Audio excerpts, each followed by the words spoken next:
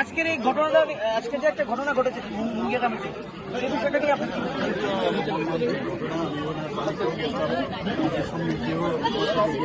গেছে সেখানে এবং দুঃখের বিষয় এবং কি বলবো, ভাষা নেই আমার কাছে।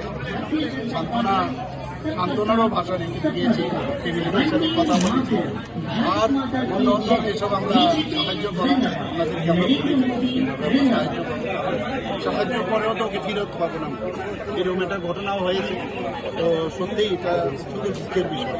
বাকি কথা বলবো আমি এদের বিষয়ে, ওনাদের বলেছি ওনাদের সাথে পরবর্তী, কারণ এই মুহূর্তে ওনাদেরও মানসিক অবস্থা ঠিক ছিল না। অনেকে মানে দেখলাম যে একজন তো অলরেডি ফিট হয়ে পড়ে গেছে। তো আমি ডাক্তার হওয়াতে এখানে ডাক্তারিও করলাম কিছুটা, মানে পালস টালস ঠিকঠাক করলাম, ভেসোভেগাল অ্যাটাক যাকে বলে।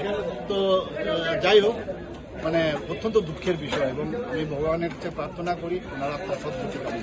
স্যার, আজকে দেখা গেল প্রশাসনিক আধিকারিকদের উপর একটা হামলা হয়েছে ঘটনার পর, এরা তো এদের কাজেই আননেসারি কেন করে আমি বুঝি না। এগুলো করে একটা মহল তৈরি করতে চায়, একটা অস্থিরতার মহল তৈরি করতে চায়। আমরা এইসব অস্থিরতার মধ্যে